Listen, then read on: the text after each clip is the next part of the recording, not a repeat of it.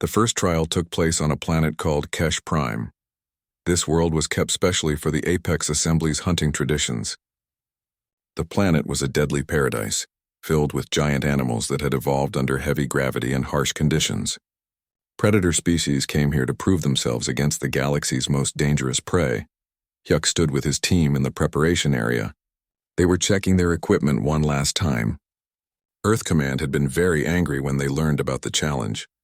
But with the gauntlet already thrown, they had no choice but to support the delegation. Within 18 hours, a ship arrived with special gear and 3 more team members. Mina was a tracker. She had trained in the Korean DMZ's wilderness programs. Ji-hoon was a survival specialist who had spent years in Earth's most hostile environments. And Yoonji was a xenobiologist who had studied alien animals since first contact. The target is called a ridge stalker, Yoonji explained. Her display showed a holographic creature that looked like a nightmare mix between a bear and a crocodile, 4 meters tall at the shoulder. Armored hide. Pack hunter. It is the apex predator of this continent. How will the others hunt it? Mina asked. Using traditional methods, Ji-hoon answered. He had studied how other species approached hunting. The Draxians will track it, face it directly, and try to kill it in straight combat. The Velcros will use surprise attacks with their natural weapons. The Thryn will rely on speed and quick strikes. Hyuk studied the maps of the terrain, and they will all do it alone or in small groups to prove individual skill. Right, Yoonji confirmed. The goal is to take down a ridge stalker and return with proof within 1 standard galactic week. Taemin looked up from the equipment he was organizing. So how do we do this? We do what humans do best, Hyuk said. We think. Over the next 2 hours, the team analyzed everything they could about ridge stalkers. Their hunting patterns, social structures, favorite terrain, and weaknesses. Yoonji gave biological data while Mina thought about tracking strategies. Ji-hoon identified environmental factors they could use. They are pack hunters, Yoonji noted, but they have a strict hierarchy. The alpha leads hunts, but if it gets injured or weakened, the pack will turn on it. Interesting, Hyuk said quietly. What else? They have excellent smell and hearing, but their vision is based on motion. They will see you if you run, but if you stay still, their brains have trouble seeing you as prey. Mina traced a path on the map. They make dens in these canyon systems during the hot part of the day. They come out at dusk to hunt, so they are ambush predators themselves, Ji-hoon observed, which means they understand ambush tactics and will be careful of them. The discussion continued. They were building a complete picture of their target and making a plan. It was so different from how the other species approached the challenge. Where they relied on instinct and natural ability, the humans relied on analysis and strategy. When the hunt officially began, the other species disappeared into the wilderness with confidence. Gorthax roared his intention to return within 2 days. Kesher vanished into the forest like a ghost. Shrika's wings carried her toward the mountains where ridge stalkers were most common. The human team moved differently, slowly, carefully. They set up a base camp in a place they could defend. Then they sent out small groups to gather information. They did not rush toward the first signs of prey. They observed, recorded, and planned. Got something, Mina reported on the 2nd day. She had found a ridge stalker pack's territory markers. Fresh, maybe 6 hours old. Pack of 7 by my count, including the alpha. 7 is too many for a direct fight, Dabin noted. We are not going to fight them directly, Hyuk said. We are going to do what persistence hunters do best. We are going to make them come to us. The plan was simple but elegant. Ridge stalkers were territorial and aggressive toward threats. The team identified the pack's main territory. Then they began to disturb it systematically. They did not attack, just made noise at the borders. They left signs of their presence. They created uncertainty. Yoonji had studied the creature's social behavior. She predicted the alpha would investigate personally. It would see the intrusion as a challenge to its dominance. On the 3rd day, they prepared the trap. It was not a pit or a snare. Nothing so simple. It was a psychological trap that played on the ridge stalker's instincts. They found a narrow canyon that was barely wide enough for the massive creature. They created a false trail leading into it. They used scent markers from other prey species. It suggested an injured animal had run this way. At the end of the canyon was what looked like a dead end, but the team had spent hours preparing that dead end. They used their tools to create handholds in the rock face. They prepared secure positions. They made sure they had every advantage. When the Alpha Ridge Stalker finally followed their trail into the canyon that evening, it found itself in an environment designed specifically to remove its natural advantages. The narrow space prevented its size from being useful. The high walls gave the humans elevation and distance, and when the creature realized it had been led into a trap, when it turned to leave, it found the path blocked by carefully placed barriers. The barriers would not stop it forever but would slow it down. Yuck gave the signal. The team acted with practiced precision. They did not need to kill the Ridge Stalker in glorious combat. They needed to prove they could hunt it successfully. The tranquilizer rounds, designed by Earth's Xenobiology Division, entered the creature's bloodstream through weak points Yunji had identified in its armor. The Ridge Stalker fought, roared, and thrashed around. But the tranquilizers were made specifically for its biology. Within minutes, it collapsed. The team came down carefully, staying alert. Mina marked the creature with a tracking beacon as proof of their success. Yunji took biological samples for research. Then they gave it the reversal drug. When the Ridge Stalker woke an hour later, groggy and confused, the humans were long gone. It returned to its pack unharmed. On the 5th day, Hyuk's team returned to the staging area. They were not the first to arrive. Kesher had returned the day before with a Ridge Stalker's head as a trophy, but the Thrin's victory was overshadowed when the humans displayed their evidence. You did not kill it. Gorthax growled in disbelief. The challenge was to hunt a Ridge Stalker, Hyuk replied calmly. We hunted it. We tracked it, outsmarted it, captured it, and marked it for verification. The creature is still alive. Its pack's ecosystem is not disturbed. This is not victory. Shrika's mandibles clicked angrily. You failed to make the kill. The kill was never the point, Dabin said firmly. The hunt was the point, proving we could find, track, outsmart, and control a dangerous predator. We did that. The judges were elder members of various predator species who oversaw the trials. They gathered together to discuss. The rules had never said explicitly that a kill was required, only proof of a successful hunt. The humans had provided that proof beyond any doubt.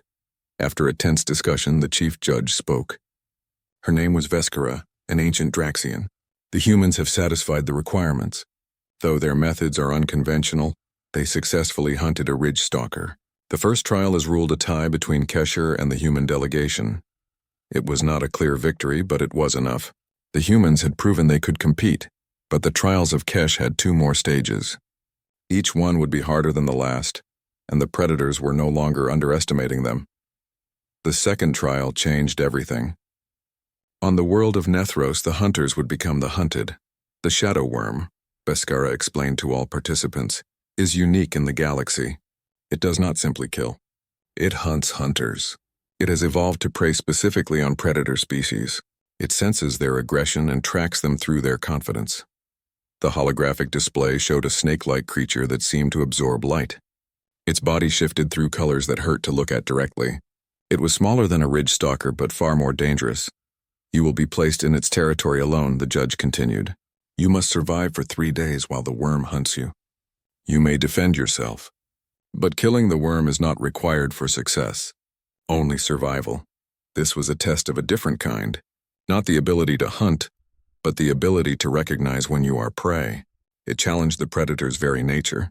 It asked them to suppress their instincts and think defensively. The other species approached it with typical bravado. Gorthax declared he would kill the worm within the first day. Shrika planned to use her flight to stay beyond its reach. A new competitor, a Draxian named Corvin, said he would hide underground where the creature could not follow. When asked about their strategy, Hjork simply said, "We will adapt." Nethros was a twilight world. Its sun was dim and red, casting everything in shadows. The perfect environment for a creature that hunted by sensing predatory intent. Hyuk was alone for this trial. All participants had to face the worm by themselves. He had drawn straws with his team, and he chose to go first. The rules allowed basic survival gear, but no advanced weapons or technology. He had a knife, basic camping equipment, water purification tablets, and his mind. The first thing Hyuk did was something that would seem wrong to the other predators. He stopped thinking like a hunter. The shadow worm tracked aggression, confide. Hyuk learned later that Corvin had died on the first day. His hiding place was discovered and torn apart. The Draxian had been too aggressive even in defense. His predatory nature was too strong to suppress. Shrika had survived by staying in the air. Though she nearly exhausted herself maintaining flight for 3 days straight, Gorthax had survived through pure toughness. He engaged the worm twice and barely escaped with his life both times. His armor was scarred. His pride was wounded. When the trial ended and survivors were collected, the difference in approaches became clear. The predator species had endured through their natural advantages. Shrika's flight, Gorthax's armor and strength. Yuk had survived by abandoning those advantages. He had embraced something the others could not. The humility to be prey, how? Gorthax demanded when they returned to the staging area. The worm is drawn to predators. You should have been a prime target. We are predators, Hayuk admitted, but we are also prey. Humans have been hunted by everything. Saber-toothed cats, giant bears, parasitic wasps. We spent millions of years looking over our shoulders, hiding, running. We never forgot what that feels like. Dabin had gone next, and had also survived. She added, "You asked where the sport is in hunting things weaker than you. Now you have experienced being on the other side. How did it feel?" The predators had no answer. For the first time in their lives, they had felt truly hunted. It had shaken them deeply. The judges ruled that all survivors passed the second trial. But there was a new wariness in how the other species looked at the humans. These were not weak prey species pretending to be strong. They were something more complex, something that understood both sides of the hunt. The third and final trial was announced. "The proving ground," Veskera declared. "You will face the most dangerous prey in the galaxy, each other." The final challenge was not hunting animals at all. It was a test of tactical skill, adaptability, and intelligence. The participants would be placed in a controlled environment. They would hunt each other in a non-lethal competition. Weapons would be simulated. Injuries would be tracked by sensors but not actually happen. The goal was to show hunting skill against opponents who could fight back intelligently. This was the ultimate test of what it meant to be an apex predator. And it was exactly the kind of challenge where human strengths would shine. The proving ground was a massive arena. It stretched for kilometers. It was filled with different terrain types: forests, mountains, urban ruins, water features, underground tunnels. Each participant entered with standard equipment and a simulated weapon system. It would register kills without actual harm. The rules were simple: hunt the other competitors. The winner would be the last one standing, or whoever scored the most eliminations within the 3-day time limit. The predator species approached it with their traditional methods. Gorthax relied on strength and direct confrontation. Shrika used her flight and speed. Kesher used stealth and surprise attacks. Each played to their species' natural advantages. The human team approached it completely differently. "We are not going to hunt them," Hayuk explained in their planning session before the trial. "We are going to make them hunt each other." The strategy was psychological warfare on a level the predator species were not prepared for. Humans had spent thousands of years in warfare against their own kind.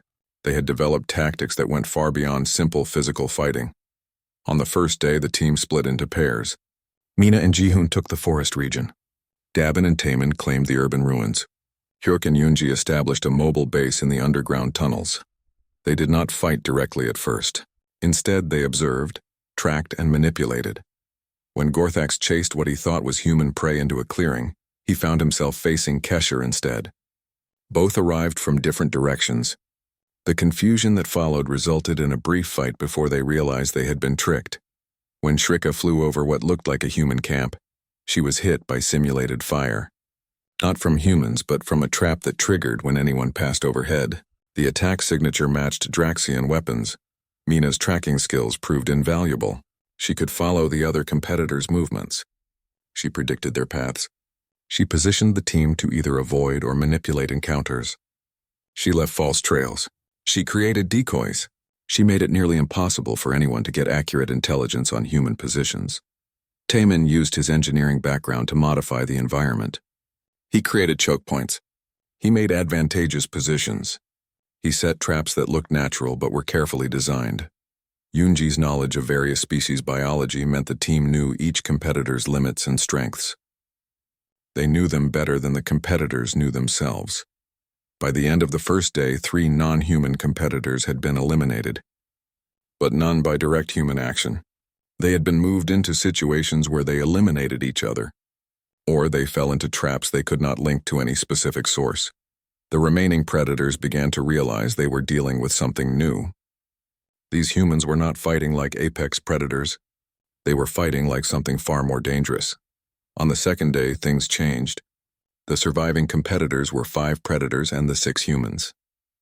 They began to recognize patterns. Gorthax and Kesher formed an informal alliance. They decided humans were the main threat. It was exactly what Hyuk had expected. They are predictable, he told his team during a brief meeting in the tunnels. They think in terms of direct dominance. Threat equals target. They cannot think of more subtle approaches. They are adapting, though, Dabin warned. Gorthax is smarter than he acts. Then we escalate. The humans shifted tactics. Instead of making others fight each other, they began harassment. Hit-and-run attacks that never resulted in eliminations but kept the predators off balance. Attacks that came from unexpected angles, at unexpected times, with no clear pattern. Shrika was wounded by sniper fire from a position she thought was secure. It forced her to stay on the ground for healing. Gorthax was ambushed in terrain he had scouted hours before. The humans had moved into position after he passed. Kesher found his carefully planned ambush site revealed by a simple trick. Reflective markers gave away his position. The predators were being hunted, but they could not pin down their hunters. The humans used their small size as an advantage. They hid in places the larger species did not think to check. They moved through spaces too small for others to follow. This is not honorable combat, Gorthax roared after his 3rd ambush in 4 hours. His complaint was broadcast to all participants. Hyuk's response came back immediately. You are right. It is not combat at all. It is hunting. We are hunting you. The psychological impact was devastating. These species had built their entire cultural identities around being apex predators, the hunters, the strong, being reduced to prey status in a competition designed to prove their skill struck at their fundamental self-image. On the final day, with Shrika and 2 other competitors eliminated, the endgame began. Gorthax and Kesher, despite their alliance, were exhausted. They had been running, fighting, and reacting for 2 days straight. The humans, through careful resource management and rotation of active members, remained relatively fresh. The final confrontation came in the urban ruins. In an area of partially collapsed buildings that the humans had been slowly fortifying throughout the trial. Gorthax charged in with typical directness. He walked into a perfect kill zone. Crossfire from 3 positions. No cover, no escape. His sensor registered multiple eliminations before he even realized he was in a trap. Kesher was more cautious. But caution could not save him when the entire environment had been prepared against him. Every shadow he hid in had been anticipated. Every approach was covered. Every escape route was monitored. When his sensor registered elimination, there was a long silence across the communication channel. Then Veskara's voice came through. The trials of Kesh are concluded. The victors are the human delegation. The arena's systems powered down. All participants were collected for the closing ceremony. The atmosphere was subdued. The predator species had experienced something they never expected. Complete systematic defeat. But it was Veskara, ancient and wise, who truly understood what had happened. You asked where the sport was, she said to the assembled crowd. Her eyes were on Hyuk, and you showed us. The sport is not in killing things weaker than yourself. The sport is in facing opponents who can think, adapt, and challenge you. She turned to address all the predator species. For generations we have called ourselves apex predators. We have hunted animals that could not truly resist us. We called it proof of our superiority. The humans have revealed our arrogance. Gorthax looked like he wanted to argue, but he could not find the words. They are not stronger than us, Veskara continued. They are not faster. They do not have our natural weapons or armor, but they hunt better than we do, because they understand something fundamental. Hunting is not about physical dominance. It is about intelligence, adaptability, and the willingness to use every advantage available. Kesher spoke up. His voice was thoughtful. They fought dishonorably. No, Hyuk corrected. We fought intelligently. There is a difference. Honor in combat is a luxury of the strong. Survival is the necessity of the clever. And that, Veskara said, is why humanity deserves its PO. Later, as the human delegation prepared to leave Vectar Station, Dabin stood with Hayuk watching the stars through the massive observation window. "Do you think this will actually change things?" she asked. Her voice was quiet, thoughtful. "Maybe," Hayuk said. "We have proven we are not prey. That is a start. Whether the predator species can move past their traditions and adapt, that remains to be seen. And if they cannot, then we have still secured our place in the galactic order, not through submission, but through showing what we can do." Mina joined them with a big smile on her face. "You know what the best part is? We did not even show them our full capabilities. Wait until they learn about our military doctrine, our strategic planning, how fast we develop technology." Taemin laughed. "Let us not terrify them too quickly. They are still processing the fact that we outhunted them." Yunji walked over with a datapad in her hands. "I have been analyzing the biological data we collected. Some of these species have fascinating adaptations we might be able to learn from. Imagine if we could use aspects of Draxian armor, or Velcross sensory capabilities in our equipment. Or, Jihoon suggested, we could teach them about human endurance, our ability to work in extreme conditions, our capacity for long-term planning." It was a hopeful vision, species learning from each other, combining strengths, moving past simple dominance hierarchies into something more sophisticated. As the human ship departed Vectar Station, a message came through from Veskara, human. "Delegation. You have given the Apex Council much to think about. Your methods challenge everything we thought we knew about hunting and predation. Some will resist these lessons, others will embrace them. But know this, you have earned not just our respect, but our attention. The galaxy is watching humanity now." Hayuk wrote a response back.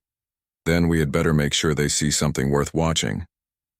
The journey back to Earth would take weeks. It gave the team time to relax and write their reports. But Hayuk found himself not thinking about the paperwork or the political results. Instead, he thought about that question he had asked in the Grand Hall, the one that started this entire adventure. Where is the sport? He had found his answer. The sport was not in the killing or the display of dominance.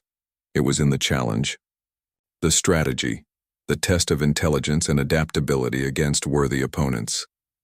Humans had been answering that question for thousands of years. In every war they fought, every problem they solved, every obstacle they overcame, not through being the strongest, but through being the smartest. The most adaptable, the most willing to learn and change. That was the real reason Earth had survived to reach the stars. And it was the reason humanity would thrive among them. The news of humanity's victory in the trials of Kesh spread quickly through the galaxy. Different species reacted in different ways. Some were impressed. They saw humans as a species to watch and learn from. They wanted to establish better relations with Earth. Others were concerned. They worried about what a species capable of such strategic thinking might do if they decided to expand aggressively, and a few were angry. They felt the trials had been unfair, that humans had somehow cheated by not following the spirit of the competition, but none could deny the results. Humans had won. They had earned their place in the Apex Council. Back on Earth, the response was mixed too. The military was fascinated. They wanted to study how the team had approached each challenge. They saw potential applications in their own training and doctrine. The politicians were nervous. They worried about how Earth would be perceived now. Some feared it would make humans targets. Others thought it would deter aggression. The general public was mostly proud. Humanity had gone up against the galaxy's top predators and won. It was a feel-good story that resonated across all cultures. Hyuk and his team were called to brief everyone from the Secretary General to various military commanders. They gave presentations, they answered questions, they shared their experiences. Through it all, one theme kept coming up. What made humans different? What allowed them to succeed where natural predators struggled? The answer was complex but could be summed up simply. Humans were adaptable. They could think like predators or prey depending on what the situation required. They could work together seamlessly. They could plan ahead and think strategically. And most importantly, they could learn. While Earth was, processing the victory. Changes were happening in the galactic community too. The Apex Council held its first session with human representation. Hyuk was chosen as Earth's delegate. It was a position of significant influence. The first meeting was tense. Many of the predator species were still adjusting to having humans as equals rather than lesser beings. But Veskara, as the Council's elder chair, maintained order. "We are here to discuss security concerns in the Outer Rim," she began. "There have been reports of pirate activity increasing in sectors 7 through 12. The discussion that followed was revealing. The predator species' approach to the problem was straightforward. Send military forces, establish dominance, crush the pirates. When it was Hyuk's turn to speak, he offered a different perspective. "Before we commit forces, we should understand why piracy is increasing. Are these desperate people turning to crime out of necessity? Are they being organized by someone? Is there a power vacuum we need to fill?" A Thrin council member named Rasha bristled. "Does it matter? They are criminals. They must be dealt with." "It matters if we want a lasting solution," Hyuk replied calmly. "If we just crush them, others will take their place. But if we address the root causes, we can solve the problem permanently." Gorthax, who was also on the council, surprised everyone by agreeing. "The human makes a good point. We have sent military expeditions to those sectors 3 times in the last decade. Each time we clear them out. Each time they return. Perhaps we have been treating symptoms rather than the disease." The discussion shifted. Instead of just planning a military response, the council began to consider economic aid, trade agreements, and establishing governance in the affected areas. It was a more complex approach, but one that had better chances of long-term success. This pattern repeated in subsequent meetings. Humans brought a different way of thinking to problems, not just about direct force, but about understanding systems, psychology, and long-term consequences. Not everyone appreciated it. Some council members felt humans were overcomplicating things. Others felt threatened by how quickly humans were gaining influence, but results were hard to argue with. The new approach to piracy worked. Within 6 months, incidents in the Outer Rim had dropped by 60%, and it had been accomplished with minimal military action. Other species began seeking Earth's input on their own problems, not just the predator species but others too. Humans were developing a reputation as problem solvers and strategic thinkers. Meanwhile, the human delegation from the trials had returned to their normal duties. Dabin went back to her position in diplomatic security. Taemin returned to engineering projects. Mina, Jihoon, and Yunji were recruited into a new program training people for first contact situations, but they stayed in touch. They had been through something remarkable together, and they knew their experience would shape human-alien relations for years to come. Hyuk continued his work as Earth's representative on the Apex Council, but he also spent time thinking about what came next. The galaxy was vast. Humanity was still a newcomer. There would be more challenges ahead, more misunderstandings to overcome, more opportunities to prove themselves. But the trials of Kesh had established something important. Humans were not prey. They were not lesser beings. They were equals who brought unique strengths to the galactic community. 6 months after the trials, Hyuk received an unexpected visitor. Gorthax requested a private meeting. They met in a conference room on the Apex Council station. The massive Draxian looked different somehow, less aggressive, more thoughtful. "Commander Hyuk," Gorthax began, "I have been thinking about our conversations, about what you said regarding hunting and sport." "Yes?" "I went back to Kesh Prime, alone, to think." The Draxian's claws tapped on the table. "I tracked a ridge stalker, but this time I did not kill it. I observed it, studied its behavior, learned about it." Hyuk listened quietly. "It was," Gorthax paused, searching for words, "enlightening. I saw things I had never noticed before. The way the pack worked together, how they cared for their young, their intelligence in hunting strategies. And," Hyuk prompted gently, "and I realized you were right. I had been a butcher, not a hunter. I had been taking trophies without understanding what I was killing.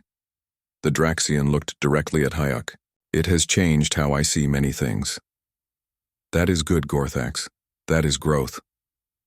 Some of my people think I have gone soft, that the humans have made me weak.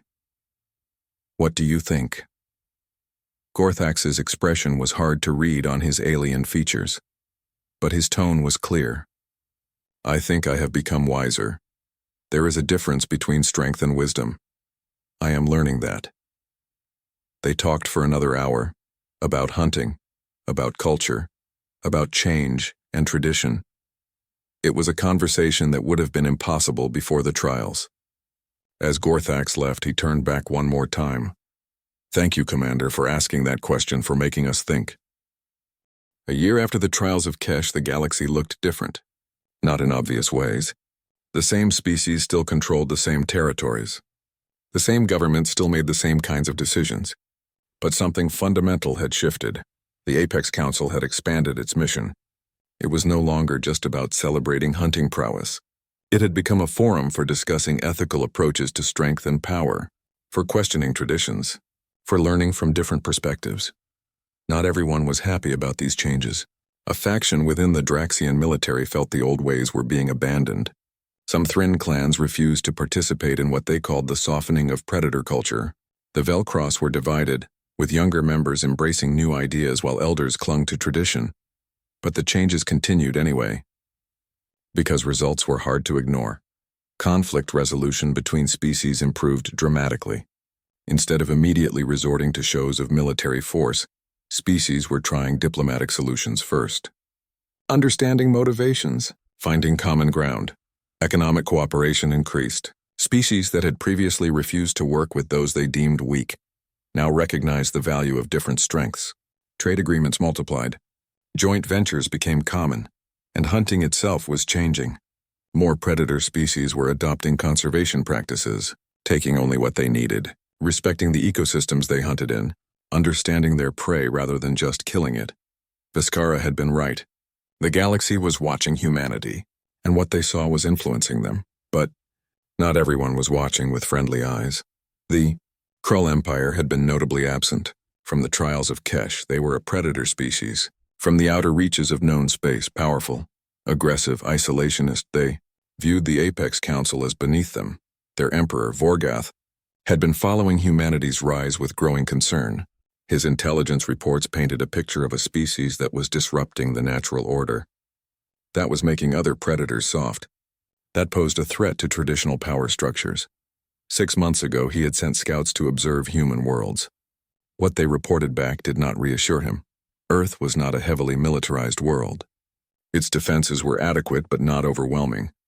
The humans seemed to rely more on alliances and diplomacy than pure military might. To Vorgath, this looked like weakness.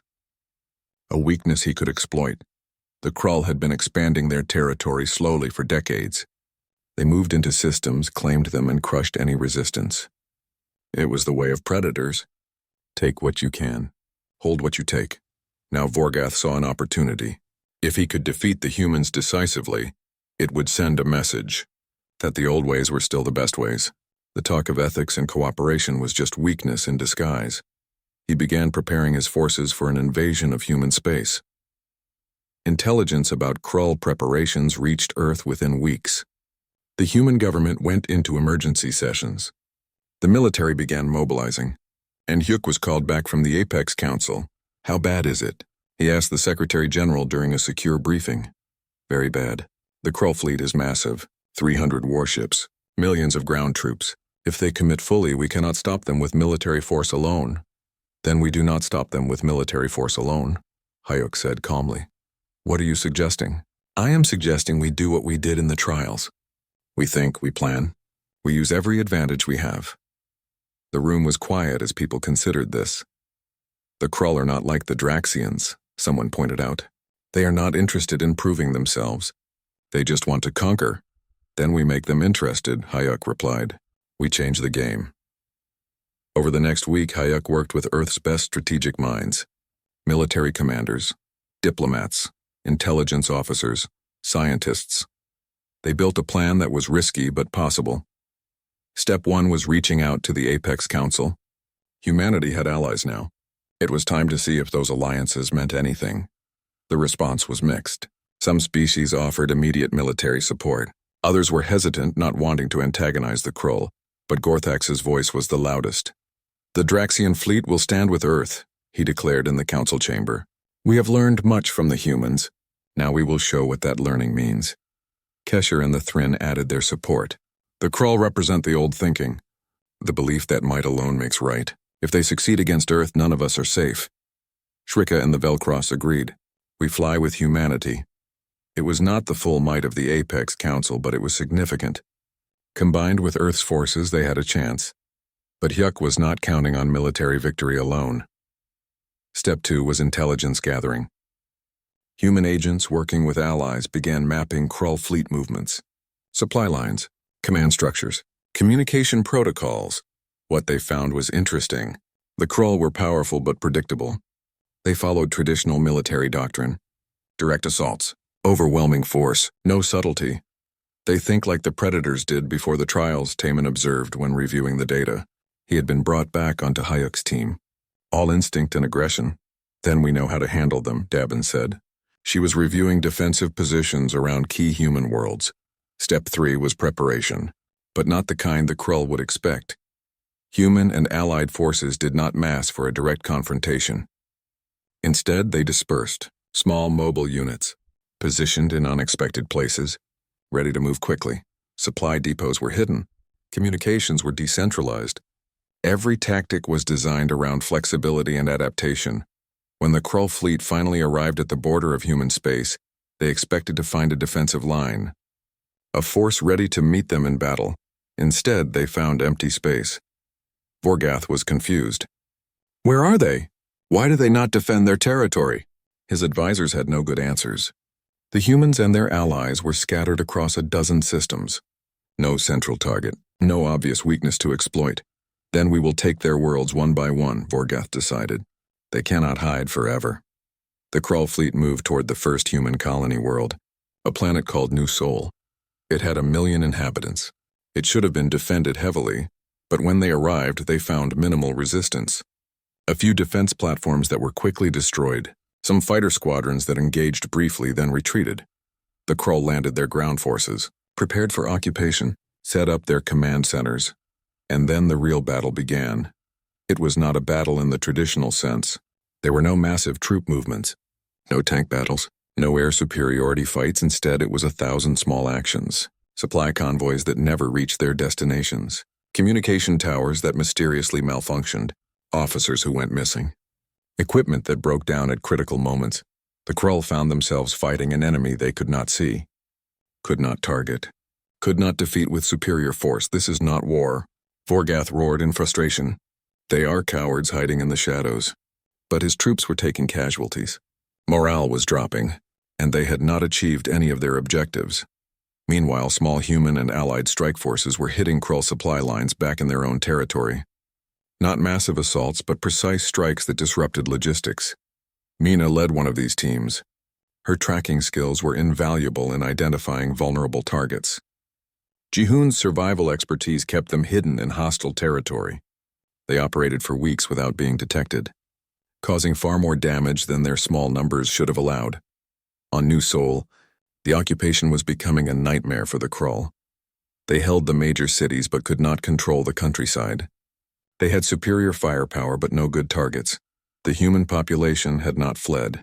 They had stayed, but they did not fight in ways the Krull understood. They did not charge at fortified positions. They did not try to retake cities by force. Instead, they made occupation impossible. They fed false intelligence. They sabotaged equipment. They made the Krull afraid to operate in small groups. Every patrol was at risk. Every supply run was potentially deadly. After 3 months, the Krull had lost 20% of their ground forces on New Sol, and they had not achieved a single strategic objective. Vorgath's generals began advising withdrawal. "Emperor, this is not sustainable. We are losing troops for no gain. We cannot withdraw," Vorgath insisted. "It would show weakness." "We are already showing weakness.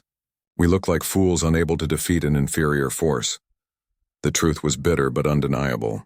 The Krull Empire, feared throughout the galaxy for its military might, was being defeated by a species that refused to fight on their terms. And then Hayuk sent a message. It was broadcast on all Krull frequencies. Direct to Vorgath, Emperor Vorgath. We have demonstrated that military conquest of human space is not viable. You cannot hold what you cannot control. You cannot control what you cannot understand. I propose we meet. Talk about this. Find a solution that does not require more bloodshed. Vorgath's first instinct was to refuse, to see the offer as a sign of weakness, but his advisors convinced him otherwise. At least hear what they have to say. We have lost nothing by talking. And if we cannot win this war militarily, we need another option. The meeting took place on a neutral space station. Hyuk came with a small delegation. Vorgath brought his generals. The Krull Emperor was massive even by Draxian standards. His armor was scarred from countless battles. His eyes were hard and unforgiving.